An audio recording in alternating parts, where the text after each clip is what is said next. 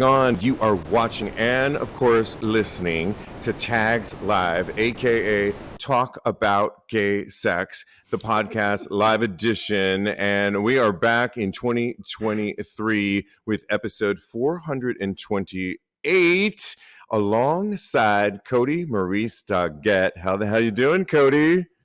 Darling, I'm doing wonderful. I'm very rested. I'm ready for tonight's live show. It's so good to see your face. It's great to see your face. We are live. I don't think I mentioned I'm your host, Stevie, and really happy in 2023. I always feel good at the beginning of the year, partly because I'm into renewal, I'm into spirituality. And I have an upcoming birthday next Thursday, January 12th. So I love birthdays. So I'm looking forward to that. Yeah, exactly. Have a good time. Well, we are live here every Wednesday night on the Vocal platform, and we've got a live audience in front of us. I see a few names, including Alan W. Hi there.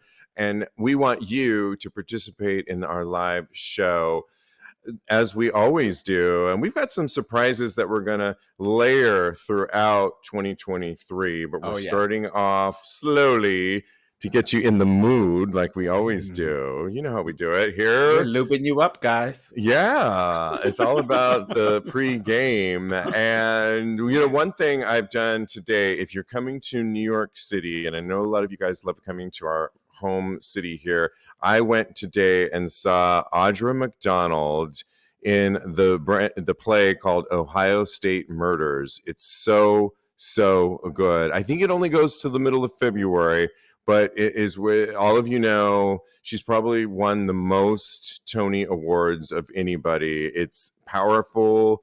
It's really about a playwright, Adrian Kennedy, and it is 75 minutes of an emotional storytelling piece that you learn so much about this playwright and what she put out there, but also it's an amazing story too, and it was emotional. And so highly recommend Audra and Ohio State Murders. Love Audra. Love. Best. She's my favorite. Lady Day was my other favorite that I saw her in, and she played Billie Holiday, and I went 3 times and just was crying for days. And so good. Okay, well, we've got a full show ahead of you, and let's get right into it because we have so much to talk about, including Rolling Stone magazine, which recently caused a whole stir because they decided to name the 200 y'all best singers of all time. And you can understand why the gays probably got into the mix, because I'm sure it didn't list some of their favorite singers. I have a lot to say on this. The reason we want to talk about this because it's hot topics, but also because we love our singers, whether we are fucking or not fucking, or in the middle of fucking or pre-gaming. We've always got our music on, so we've got a lot to say about this. And where some of the list included singers like 200 best singers of all time. The comprehensive list included people like Amy Winehouse, Johnny Cash, Celia Cruz, love. Prince, and Marvin Gaye. Okay, most of those I'm totally for and love. Okay, speak on it. The article that I loved that listed said, before you start scrolling, keep in mind that this is the greatest singers list, not the greatest voice list. And that to me is where I'm always coming from. This article said that talent is impressive, genius is transcendent.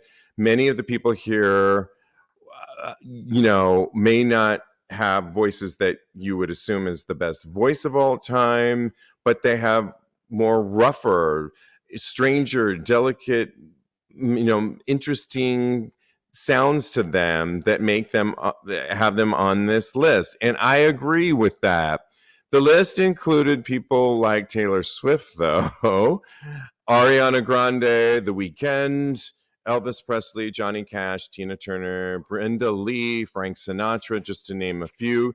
People like Sylvester, who I have his records over there, and he sang in falsetto. Mm-hmm. So, but he was iconic, and he owned the voice, and this is what it was about, the voice.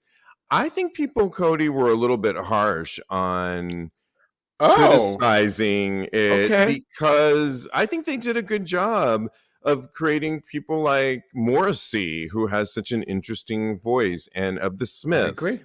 Yes. Michael Stipe, Elton John, of all, obviously we got George Michael, Lady Gaga. A lot of people don't think that David Bowie had the most amazing vocal ability, but he had he's one of my iconic heroes of all time. I He's love him. on this list. Yeah. He's a great vocalist he's a great musical interpreter, I feel like. I love a lot of the people that you mentioned.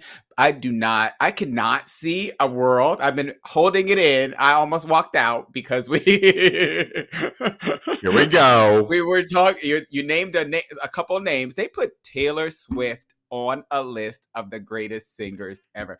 I cannot see it in any world. Not only did they put Taylor Swift on, they left off a bunch of wonderful song interpreters. Celine Dion, Okay, so everybody was upset that Celine wasn't on the list. yes. But I think in the meeting, they probably were saying this isn't the most technically sound voice ever.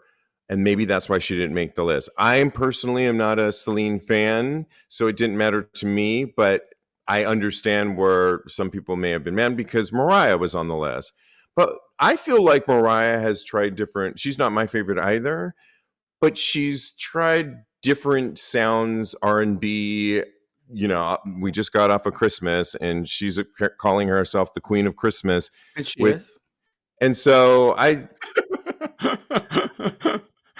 think that, that to me wasn't a miss, but, Ozzy Osbourne is on the list as one of the 200 best voices of all time. You know what? I'm not hating on that. I'm hating on the fact that they left off so many wonderful singers that have had wonderful careers and made their stamp on music and influenced so many people. They left Madonna and Janet Jackson off the list. How can you be behind a list that doesn't have Madonna and Janet Jackson on it?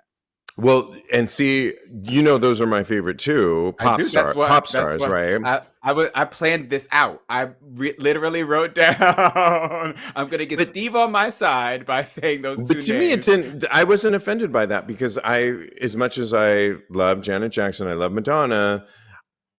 I think their pop star status, like if it was 200 of the greatest pop stars of all time, I would put Madonna, Elvis, Janet, Beatles at the top of those lists. Okay. And I personally love them, but maybe they just don't make that list of voices. And their criteria seem to be, the one I will agree with you is, to me, Taylor Swift maybe didn't need to be on that list because I don't think her voice isn't that interesting to me. Not. There's nothing that really, and I think she uses a lot of the filters that work with pop music today. Mm-hmm. So I think we're not really hearing the true acoustic Taylor. It's just all studio driven, and I don't know if that makes her on the list, but whatever. Yeah, I think that's where they went left, and I think that's why a lot of people are upset, is because they put Taylor on, and then they didn't include all of these phenomenal, iconic artists on the list. And they should have named it something different than the greatest singers, the 200 greatest singers, because singers means that it's basically vocalists. They're synonymous, basically. So, yeah. Yeah, it's kind of an interesting list that they included. I think the thing that the writer of this piece wrote that I think a lot of my gays brothers get up in arms with is when you start talking about who's a good singer and who's a not singer. And I always go back to, why was American Idol created? And I think it's all about, listen, I understand there are a million amazing singers in this planet. Mm-hmm. That doesn't make them, I want to listen to all their music. So it's really about what you vibe with, and it's not always a technically sound voice. when I went to my friend's wedding over, Thanksgiving holiday, there was amazing. All 5 of these singers, men and women, were so good, and they could sing Earth, Wind, and Fire, and they could sing Lady Gaga, and they can sing Elton John. But they're really good interpreters of these, and they gave their twist on it. But maybe they found that putting out an album and writing the whole pop music game is just a whole thing, and it's more than that. It's a whole phenomenon that you've got to figure out that makes us all wanting to buy albums and go to concerts, and that's just like that spark, that acting spark, that nobody, that je ne sais quoi, that nobody can really put their face. Otherwise, if there was a recipe for that, everybody could be a star, and that's the reason why it just doesn't always work. Okay, but my rebuttal to you is, do you think Taylor Swift has that and Madonna and Janet Jackson do not have that? That's just my question for you, sir. I'm not a Swiftie, and I definitely think she doesn't have it at all. I don't get it. I've gotten over. I used to get a little bit upset. She's a good writer. Beautiful gowns, beautiful gowns. She's being sued, though, for stealing music for one of her songs. So I don't know how much she's writing, but what are people saying before we move on? Alan W. says, so far so good, when we were going over some of the people on the list that you were mentioning. And Alan W. also goes on to say, no Madge, oh no honey. And Taylor Swift is more pop than Madonna. And he just checked the list and Whitney is on there. I think she's number 2. And he said he was going to throw a hissy fit. Aretha Franklin is number 1. And if you remember, Celine Dion went head to head on the Diva Live stage with Aretha Franklin. And she can sing more types of music than a lot of the people that are on that list. So just putting that out there, Celine has got it all. And I did a whole Celine Dion, go back in the day, rundown of her whole discography. And it was amazing. I love Celine Dion. Okay, well, we're rooting for Celine, though, that she gets better as well, because we don't want, And did you we read what people are saying here? Yes. All right. Got it. Moving on. All right. We want to quickly go through, because, sometimes on our show, we do want to talk about politics a little bit, because they often bump into our having good sex here. And we want to make sure that the people that are in Washington have our best interest, and we want to keep talking about George Santos, of course, who just won his seat here in Long Island, New York, Long Island, and he is set to be sworn in. Republican, gay. If you remember, I'll try and do a quick recap. He's up. He just won a seat in the House of Representatives here in Long Island, and he is turning out to be a big liar on many fronts. And we already talked about it, but just to give you a quick refresh on what he lied about where he went to school, not one but 2 schools, Baruch and NYU. He lied about where he worked, Goldman Sachs, Citicorp.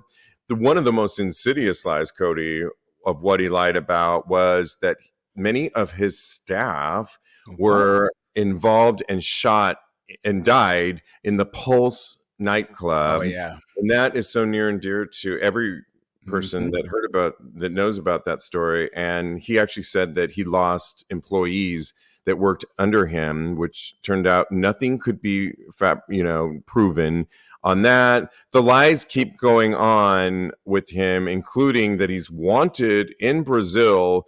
When he was 21 in 2008, he spent $700 using a fake check, like somebody else's check, and he's wanted there. Well, he's been on the Congress floor, walking around the Congress floors without his wedding ring, and reporters are running up to him and saying, can you speak to all these allegations? And he hasn't been. He looks really like crazy, and it's just not looking good for him.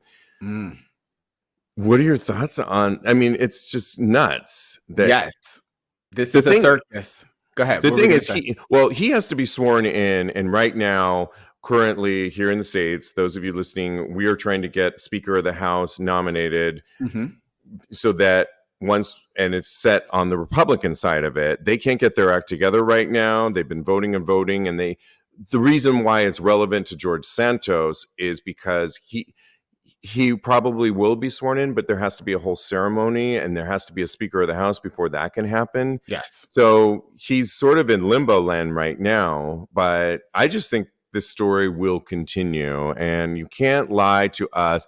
The whole thing about being a psychotic liar and thinking that you're going to get away with this, we're going to be talking a little bit more about this later in the show, is crazy to me. Oh, yes, I totally agree with you. And I think that he should stay in limbo land. He should be thrown in the Bermuda Triangle as far as I'm concerned.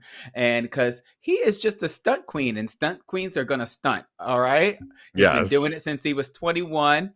And I cannot wait for the Lifetime movie of his life, because this is just insane to me. And what really gets me is that we all know that he's been lying about all of these things, but nothing is being done to actually address his constituents that voted for him and really take charge of the narrative to get him ejected from his place in Congress. And I just think that that's horrible. So I want us to call legal right now and type it up and see if we can get him out of there before he gets sworn in. I don't understand it. And did you know that there was even speculation that he's not wearing his wedding ring anymore because he's not actually married to a man? Oh my God. No, I did not. But I read that he's not wearing his wedding ring. I just said that, but I didn't know the speculation that he's not married to a man. So, yeah. And, for the record, we would call out a Democratic and independent on the show if they were pulling the same stunts too, because ultimately, Kodi, they're representing us. Yeah, and yes, it's Long Island, it's New York, but they're still representative, and it still affects us all, and we need to call this shit out. So that's all I got to say on that. Absolutely. Right. Alan W. says that this is just Samuel Brenton, who I believe was on the Democratic side, all over again. It's just a bad name for our community. So, yeah. Absolutely. Really. Okay, well, we have to move on. And if you listen to episode 427 that just came out in 2023, the first episode of 2023 with Jeremy Ross Lopez, we were talking about Sniffies. Sniffies, if you know, is the GPS platform, I guess you can call it. We had a rep on Eli on our show last year. Maybe we'll get him back on, Kodi. Yeah. He was talking, they were giving out their stats on where people were coming from, what was the horniest city, and New York City won, followed by Los Angeles, Chicago, and so forth. Well, Grindr, of course, is not far behind, and they did not want to be left out on their stats. And let me just read a few of their stats. Grindr came out, the countries with the highest percentage of tops, according to Grindr, were Bolivia. I need to go to Bolivia. Yeah, drum roll. Bolivia. Yay. Followed by the United States, South Korea. Okay, I really want to go to South Korea. Greece. I got fucked by a good top in Greece before. And India.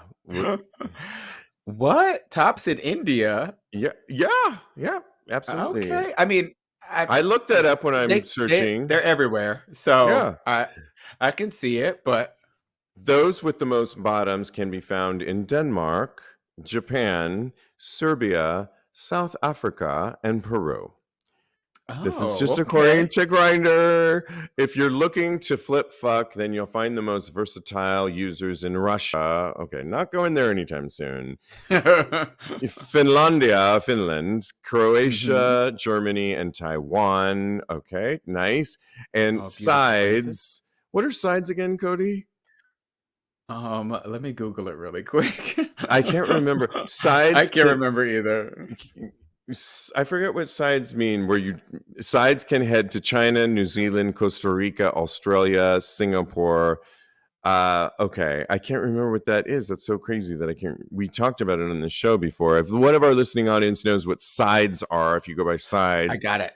What is it? A homosexual male who does not enjoy anal penetration, giving or receiving, but will engage in other forms of same-sex activity like fellatio, fraudage, and mutual masturbation. Thanks, producer Kodi. Love it. Do my best. So just to repeat what he just said, China, New Zealand, Costa Rica, Australia, Singapore, and cities using the app most were for Grindr were Washington, DC, and Paris. So those were interesting findings. The one thing that didn't come across on Grindr or even Sniffies, and I don't know why they would, Kodi, was relationships. Like who is meeting people on these apps. And the reason I bring it up is because you, Kodi, just celebrated your 2-year anniversary. Congratulations to me anniversary. And Joe, I guess. How does that song go? It's our anniversary. Anniversary. Yes. Tony. Okay. And why aren't they on the list? Okay, Raphael Sadiq. He's amazing.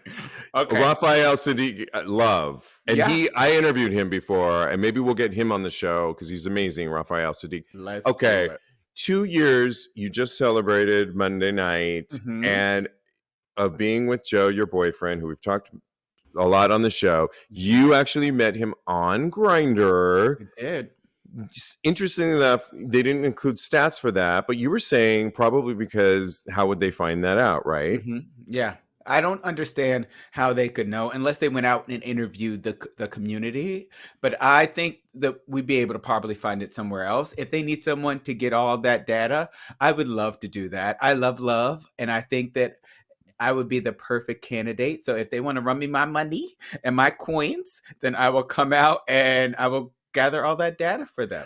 You know, it's a perfect producer pitch because the gays essentially, Kodi, so take the guy that I met on the naked beach over last summer, where the reason why I called him over was because he was walking naked and I liked what I saw, and you know what I'm talking about. But when he came over, so my point being, and I have a point, is that we tend to start with the sexuality of it all because it's in our gay repertoire, DNA. And then we just work backwards. That's just how we work. So I think they should put a little bit more energy. Grindr, they could compete with Match.com, and if they put a little bit more energy into that, Grindr often is in the news and not for good things. And I think that they should start that. I know they've tried. I know Scruff has tried. Like there's a match form of it. And I know it's hard when you start with one direction of a business model, but I think that they would behoove themselves to, and you're a prime example, 2 years strong, and you moved in. It's not even that you're like together for 2 years. Yeah, don't let me remind you. He's in the living room right now, getting on my nerves. Anyway, I love him so much. No, we had a wonderful, wonderful anniversary. We went out to dinner. We had a delicious dinner. There's a Michelin star restaurant right down the street, and it just brought up these memories of our very first date, which is actually January 1st, which was Sunday, but I was working, so anyway, but we had great sex that night. So, so that's the best anniversary gift. So cheers to that. I love it. Really, congratulations, Kodi. I love that. Ellen W. watching us live says, I met my boyfriend on Adam for Adam. Also kind of, is Adam for Adam still around? But it does seem like it's a little more about relationships. I don't know. Kodi, do you know? I think I'm pretty sure it. I'm pretty sure it is. I don't see why it would go anywhere. I don't hear people talk about it as much, but that's like a web-based thing. I used to be on there a lot. I used to be on a lot of the apps all the time, but I haven't been on anything recently. And lastly, with Grindr, we got a shout out to Kansas City LGBTQ Commission named its new chair last week, Justin Horn, who's only 24.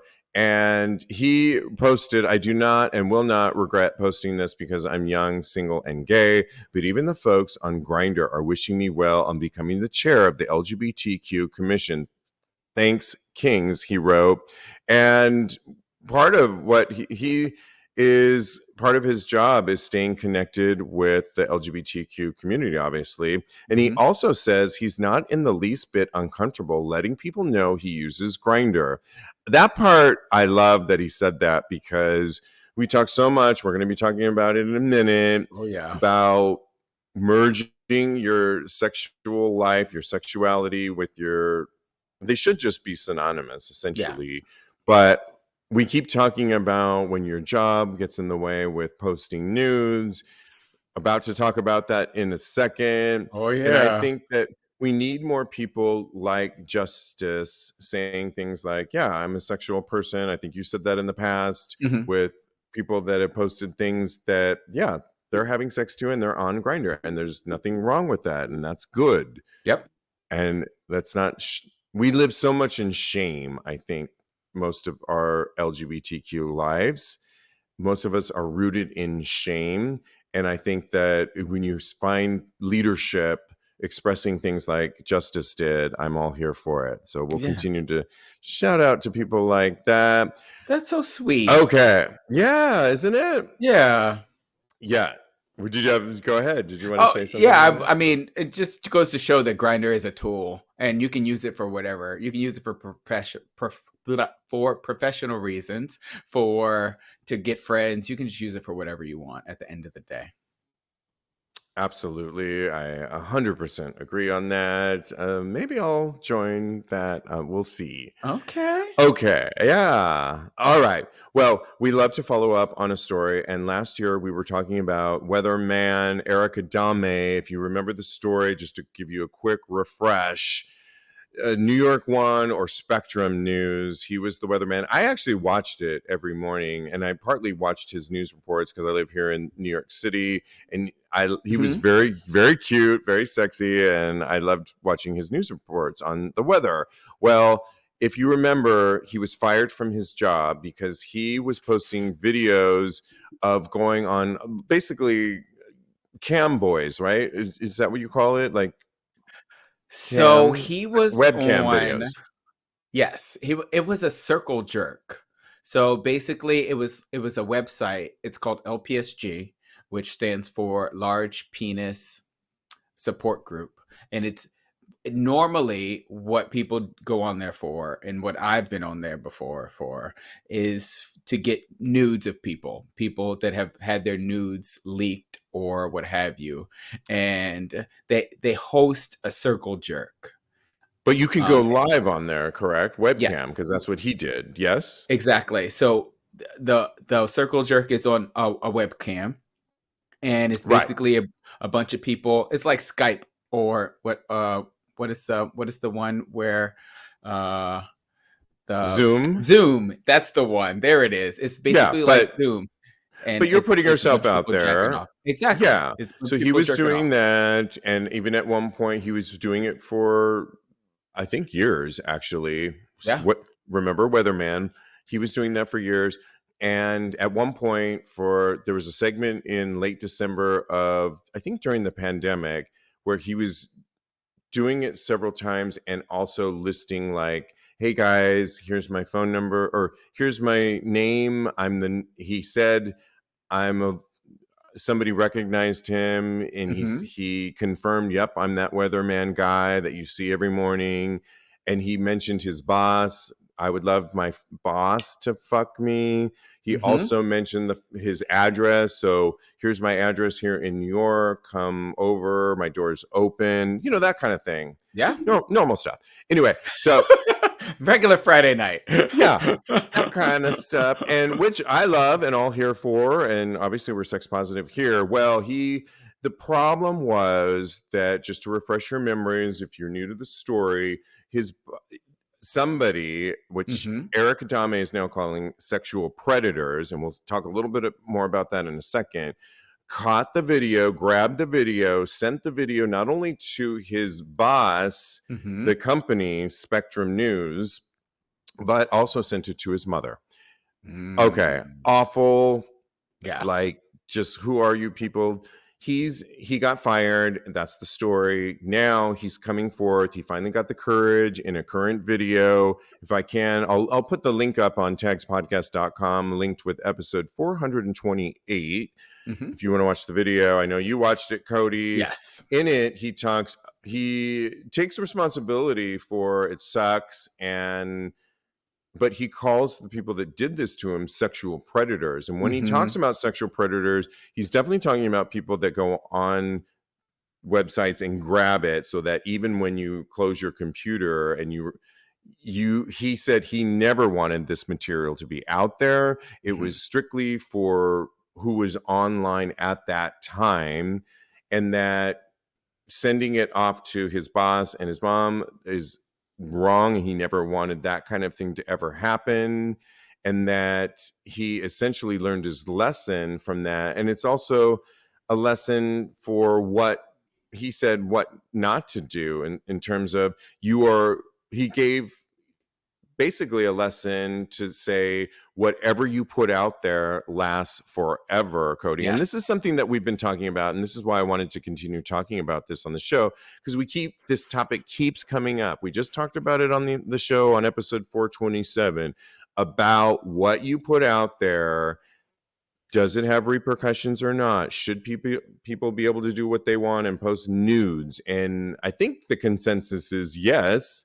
However, with every action is a response. And we live in an era right now where people are going to grab your video, and he says there's sexual predators recording you, and that basically there's bots out there as well. Many of these are in Europe, and they're grabbing that and putting them on websites. And he says he was reading many Reddit threads of people that said they posted one video of themselves once, and now they're living in depression and they're suicidal because of that one time that they posted that one video of themselves. And I get it, right? I get it. I think that's why I go back to always listen, what you put out there now, we live in a different world now. And so I'm listening to Erick Adame and his warnings.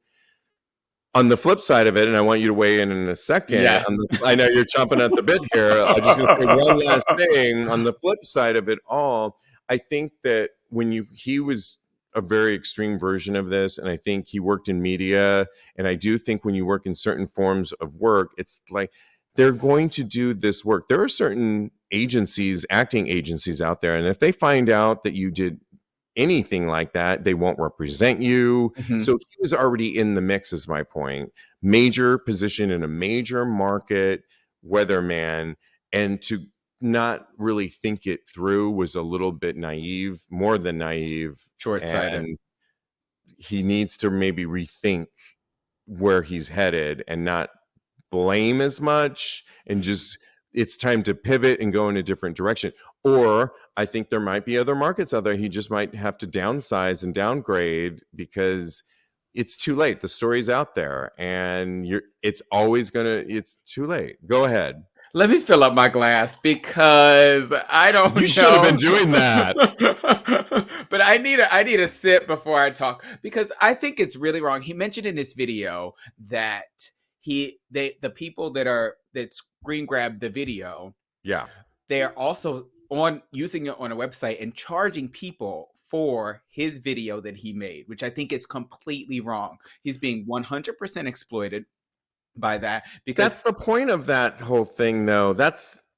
I get that, but any royalties that I'm just saying, if they're making money off of it, that is his intellectual property at the end of the day. So should. You realize we're not talking about people the that music are being world, honest. I think that is like book rights or I get that, but I understand that they didn't get it by any means that were legal, so that is how they circumvented having to be able to pay him any money. But I think that is the part that makes me really feel for him, that he is being exploited in that way. Basically, he's being, oh my God, pimped out on these sites. Age-old story, Kodi, of, I know, go ahead. Yeah, but another part of me is totally agrees with you, and I don't want to victim blame, because I do think that what happened to him, he didn't expect for this to be on this stage. He said in his video also that he didn't want to be looked at as a sexual object. I don't think that's necessarily 100% true, because he did, but only in the scope of on the website context. with those people. Exactly. We all want to look like a sexual object in a particular, context. Yes, exactly. When I'm at a cruise bar and I'm seeing a hot guy that I want to get with, and I'm seeing their dick out, I don't need them to see the whole thing of me. I need them to see my goods or what's going to work to get me in that moment sexually with them. So yes, I think sexual object at that moment. To his point, like you said, in context. Exactly. In that context, he didn't expect it to get out, as far as he doesn't want his mother to see him as a sexual object. Well, thank you. Yes. So I think in that respect, for him to lose his job, for him to have this exposed to his mother, for him to be taken advantage of by all of these media outlets out there making money off of his hard work that he did on this website, I think that is exploitive. But still, part of me, it really is wondering, and it really does not. I know people that have had they were having private sex and they got recorded. This happens all the time. And you said that the naivete of this gentleman, Erick Adame, is so far out of there. I couldn't understand it. People cover their webcam on their computer so that stuff like this doesn't get leaked out to the people. Don't put certain things in the cloud so that it doesn't get leaked out. This is just the nature of the beast that we're living in right now, and for him to not take that into consideration when he put himself on a website, it really takes some of the consolation that I feel for him away, because you and I both listened to the audio that was of his voice that we're pretty certain. We heard the actual audio when this story first leaked, and we heard what he said. And many of the things that he said in there, where he blended his work life with his sexual life. So he said things like, oh, yep, I am that weatherman. You're right. He agreed with somebody that was watching him live. He then said, I want my boss to fuck me. Wouldn't it be hot if my boss, my manager, whatever at the network fucked me? And he kind of that's, I think, what Spectrum fired him on, is because for sure. when I'm sure there's laws on this. Where's our legal team? If you're listening. I had him on the line a second ago. Okay. I don't know what they're doing. We're getting there, though. We're getting there, yeah. I have a lawyer next to me right now, but he's right? He's not listening right now, but he's nodding over there. So I'm assuming that when you talk about your work life, he is nodding as I'm saying this, and you merge that, you're blending the two things, and that's grounds for termination. Yeah, he just gave me the axe. Like, yes, that's good. Yeah, perfect. Thank you, legal team over there. It is actually a lawyer in the studio as I speak. And I thought about him too. I was like, "Ooh, thank goodness!" Right. So he forgot to mention that thing on the video that he just did, and so I think at a certain point, you got to take responsibility for what you did do. And yes, and I think we've come to the conclusion we're probably going to continue to talk about this subject about posting nudes. Can you have an OnlyFans if you're in this profession? What's appropriate? This is the age-old topic. Why? Because we're in a world right now where our worlds are colliding and sexuality isn't. We're trying to do our part with this show to get people to talk more openly about it. I've certainly, if you listen to the early shows and where I've come through 6 years, we're about to celebrate 6 years in a month, that I've come so far with my conversation on what I used to talk about. I was at a holiday party. Oh, not a holiday party. Let me retract that.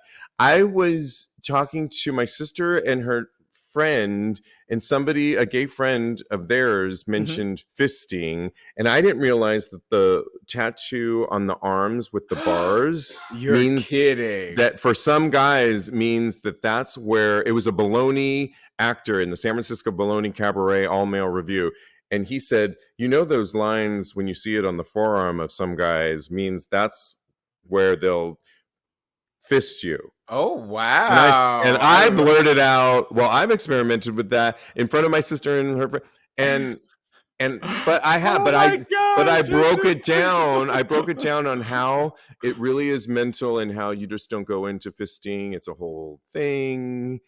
We'll talk about it on the after shows in 2023. But my point being, in a very long-winded way of saying, is people were coming a long way, and so I just think that Erick is not really. I think he just needs to move on, and I'm glad he said his piece. And in some ways, I feel for him. I do have a lot of compassion for him, but I agree with you. Especially, and it really made me rethink actually going on LPSG to see if those people nudes were out there, because it really is exploitive at the end of the day. So I have compassion for him, and my heart goes out to him, and I hope that he finds his way. Yeah, it's like, I think there's a fine line between the guy we were just talking about here in New York, the representative justice, who says, I'm out there on Grindr and I'm listening to my LGBT friends. And yes, I do use Grindr. I'm a proud gay single man. And then the Erick Adame edge of it, where I'm a weatherman, I'm on a major market news platform, which is broadcast to, millions and millions of New Yorkers and beyond, that, but then I did do this during the time I was employed by Spectrum News, and I listed my name of employment on there, and somehow I didn't think that this was going to come back and haunt me. I do think there's somewhere in between, and we're going to find that bridge hopefully soon, where you can. Obviously, we want everyone to be sexual. We want lawyers and teachers and weathermen to get fisted and pounded. We want that.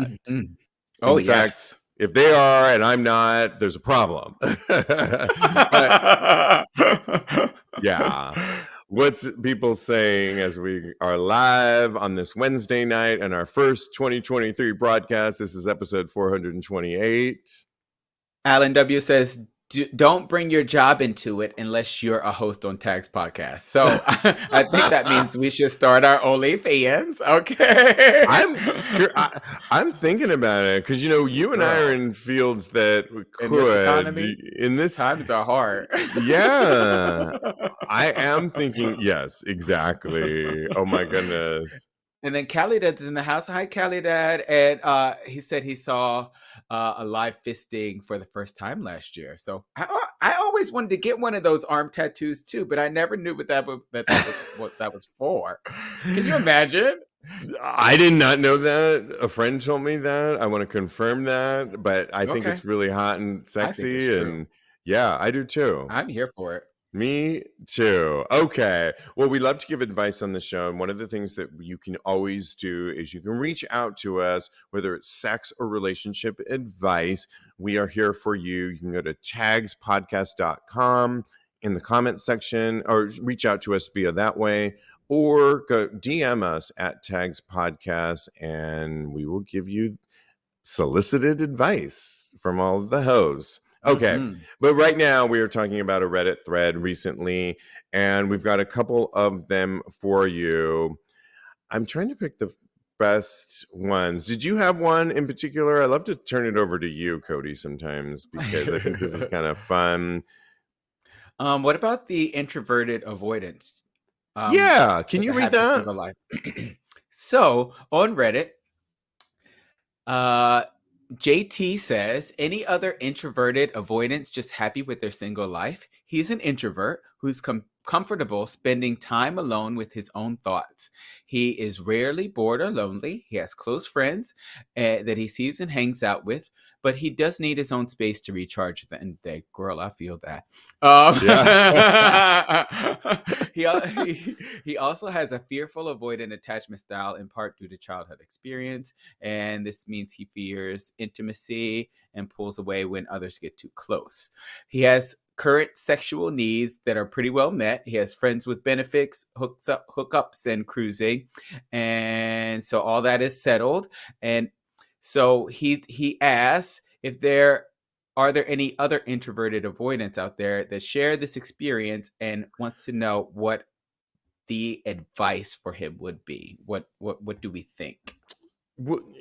It's kind of an interesting one for me, because I think it sounds like he's doing good in many ways, in terms of he's getting. I don't know if I would call myself introverted at all. I'm just more of I don't know what I would call myself. It's just I like less groups and more one-on-one. Not just sex, but it's the opposite for sex. No, more with everything. I'm a more one-on-one, but I think that it sounds like he's doing good. I would say if he's an avoidance factor on it, where I differ, where I'm headed, I think I was saying the same things that he was saying for so long that's all you get. In other words, if you continue the narrative for yourself that simply says, I'm an introvert, I only want this, this, and this, that is non-relationship. I think relationships are so important, and they don't always have to come in a boyfriend, girlfriend, whatever you have. It's that I set a tone to have more relationships, but that comes in many ways. My neighbors in particular, during the pandemic, I've continued relationships with them. And that simply means that I'm open to relationships. And one of them's in the gym, in the building with a straight man. And we have the most amazing conversations. And it's really meaningful. That's amazing. Neighbors down the hall. One of them I dated, but then we moved on to friends. And it's really enriching my life. And I set that tone to actually have more relationships and connections, I would say, is the intention I set. And with that, I think the only thing I would say with him, it sounds like he's doing great, is that his verbiage is a little bit too about solo. And I think you should just be a little bit more open to the what if, the potential of relationships, and relationships can mean many things. That's the only thing, because it sounds like he's pulling himself into a corner of solidarity. And I do, at the end of the day, whether you are getting married, having a relationship, we are a society of relationships. We need to connect on some level. So I see him and his verbiage going down a direction of solidarity, and I just would say be open to connecting. That's all. That would be my only thing. Yeah, I agree with you. I think that society tends to tell everybody and people that there's a model for life, basically, that we have to have the marriage and the 2 kids and the dog. I don't like dogs, girl. And a house with and that's a problem. But that's not the way that things go for every single person. You have to take stock of what you want and what makes your life grow, and what can be successful for you as far as your relationships go. Because we all, as human beings, you were right, you're totally right, we all do need to have a social outlet. So I think that part of it is probably the pressure that he feels from society. So he needs to learn to kind of block that out or let it go and just move forward from there. It sounds like you said, he's in a good place. I'm down to ride. I am totally that type of person that needs to just take a second and really take stock, especially if I've been around too many people, and recharge my batteries. And I don't go anywhere. I don't talk to anybody. Well, I talk to Joe, and Joe loves to talk. Jesus, Lord, help me. I love that. How am I going to do it with that man? I love salty pretzel. Alan W. says, do I like salty pretzel? And yes, I love salty pretzel. Of course we do. We're what it is. For our live audience listening, that's our co-host Lincoln's dog, Salty Pretzel. Yes. Mascot. I like other people's dogs. I could never have a dog for myself, basically, is what it amounts to. I'm obsessed with dogs, and I just saw my neighbor's dog, and she was running up to me, and I'm going to go to the dog's, by the way, Roxy's birthday party. And she's a Capricorn like me, so yay. But that's how crazy I am. But yeah, I mean, I think that connection is so important, and like I agree with 100%. And we'll continue to have this conversation in different iterations this year. But when I was just at a recent wedding, I met this threesome they were so hot and sexy, and they're doing their thing. They have a house together, but one of them was flirting with me, and that was okay within their threesome relationship. Oh, wait, a throuple? The throuple, yeah. And nice. So sometimes that's the iteration of connection for some people. We talked recently, I just did a recap of 2022 of some of our best guests of 2022. You should listen to it. And one of them was a gay guru talking about open relationships and how for many that is a road and how to navigate that. And you know, it's not always the first thing that happens. And I was talking to a good friend of mine who's married now that said they did the monogamous thing for the first month. And I said, oh, only the first month. And then moved on and their trajectory, 26 years later, they just got married. They're going straight, and for better, for worse, and they've seen it all, and they're doing great. So you're right. Connection comes in various ways, and that would be our only, I think, it sounds like we're on the same page of advice, that to maybe label yourself a introvert and continue with that narrative, maybe be just a little bit more open to a connection that could happen, and that could look many different ways, which we'll continue to talk about all year long. I don't know if he really even, I think by connection do you mean romantic relationship? I mean whatever that looks like. Okay. Yes. Explore a connection in however. Because he was mostly talking about friends with benefits in that Reddit thread. That he has friends that he hangs out with as well, I believe. But there's an intimate thing that can happen, I think, and maybe he's intimate with his friends. You can be intimate with your friends and tell your deepest. I tell some of my deepest secrets only to my closest and dearest friends. You're one of them, and so I was about to say, are we getting on the phone afterwards? Tomorrow morning. Okay. 11 a.m. is what I'm talking about. Yeah. I know you. Okay. I think we have more time for one more. And this one might be a good one to... Ooh.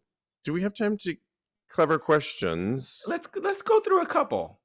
This could be fun because a lot of us are going on new dates. I'm going on new dates in the new year. That's many people's. Jeremy, our co-host, Jeremy Ross Lopez, one of his New Year's resolutions or goals is to go on more dates. A Reddit thread recently, more mouth mints is what he goes by on Reddit, asked the question, good, clever questions to ask on a first date. Going on a first date tomorrow with an older guy, and I wanted to ask, what type of questions do you guys usually ask on your first date? And he wanted serious responses. This might sound silly, but I was checking in with my sister because she goes on a lot of dates periodically, and one of the things she said, as a cisgender female, is that what you call it? Yeah, I'm so bad at this stuff. She said for her, like, what's your music interest? Speaking of the Rolling Stone Top 200, and You want to bring that back up again? The funny shows. I can't do that though in the gay world, Kodi, because half the time the guys I want to go out with are artists, pop artists. Like, so they're always Mariah Carey, which I'm not the biggest fan of. Or I think a guy I want to go out with is Celine Dion, and I'm not the biggest fan of her. So I kind of have to get over my like, okay, I don't like that, but I'm just going to go with it. I like a lot of eclectic music tastes that aren't always the pop genre.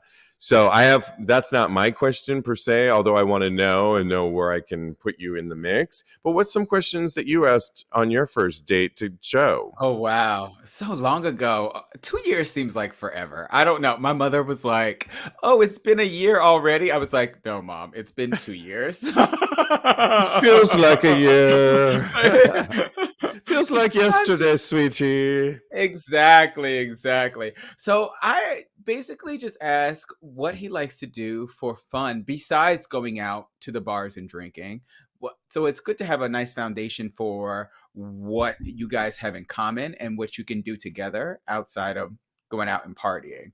And so I think that those types of questions are amazing for me personally. And this could be a trigger for a lot of people, but I like to ask what their family relationship is like, honestly, because you're getting to the therapy. I know, but I just can't help myself sometimes. So, but I say start light, especially like what they like to do, what types of movies, like your sister was saying, what type of movies and books are always a good thing too. Good thing about movies too, because I was talking to a couple on the other day at a brunch. And they're kind of a newer relationship. And one of them wanted to see Avatar and was like all about it. And I'm like, absolutely not.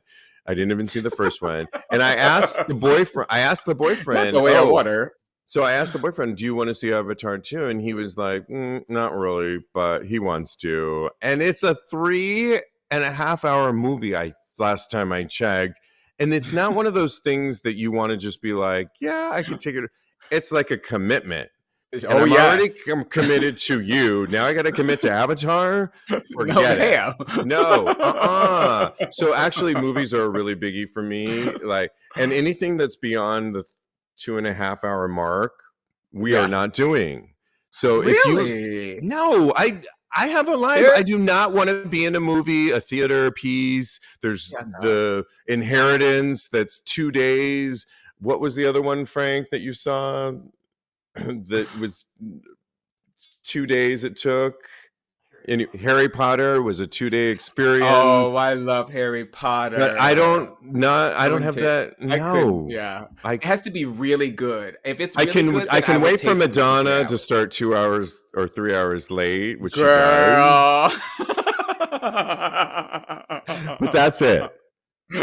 That is it. You can get your cocktail at Madonna. Bring your cocktail to Harry Potter. You have a lot of fun, honey. Okay. Cocktail. Alan W says, if you like something they are wearing, people like to talk about where they got it. Gives you an idea of, yes, exactly. And oftentimes that brings up like where you got it. I have a lot of pieces. Sometimes I'm saying, oh, that's from Paris and this boutique that I like. Yeah, whatever. You can throw that in. That's a really good one. Yeah. I think similar, obviously if you're meeting somebody let's take this seriously for 2 seconds. Yes. If you're meeting somebody in your own city, like, do you like to go out much? Do you hang out with friends? I think are really key questions because we all have either our crew of people, and you hang out with big groups, small groups, just to get an idea of what's to come. Also, like, let's just take our city, for example. If I was to take Manhattan, I'm scaling it down here. Okay. Do you like to go to the Hell's Kitchen bars, or are you more of a downtowner type of bar? Or do you like to go to the circuit party events? Are you that kind of gay? Or are you more, you hate that and you like Netflix? And you don't have to say it like that, but you could feel it out. Like, do you go out a lot? And if you do, like, where do you go out? And that should prompt them to say what they do. Exactly. I think.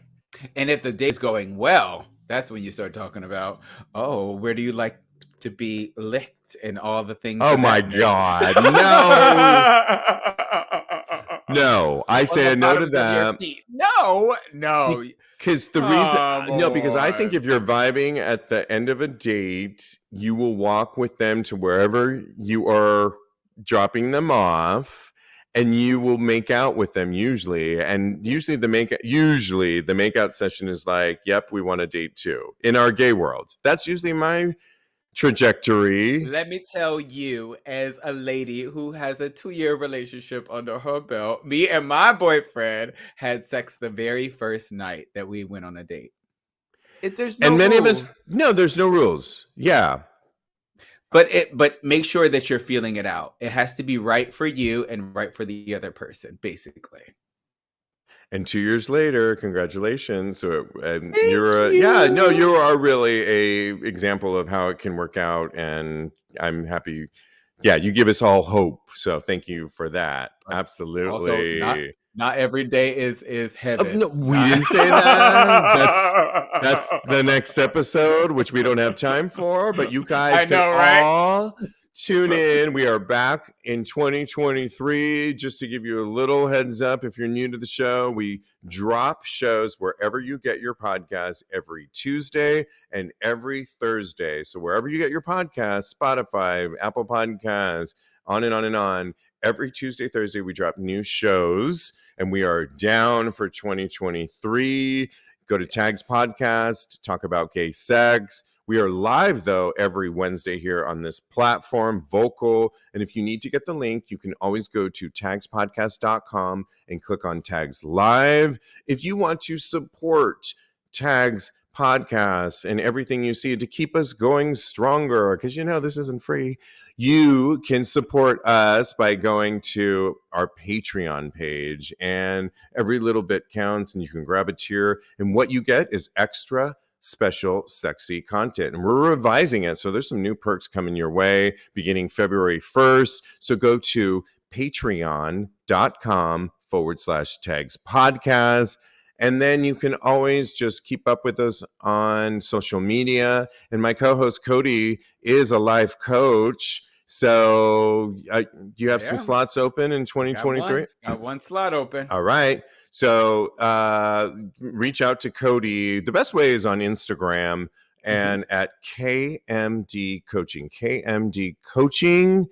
And his personal account, where you can see his boyfriend Joe, at Mr. Maurice. Mr. Maurice. We are on at Tags Podcast on all social media platforms, the TikTok, Instagram, all the Twitter, and all the above at Tags Podcast. Of course, go to tagspodcast.com. We thank you for watching us live. And in the meantime, continue. Thanks, Kodi.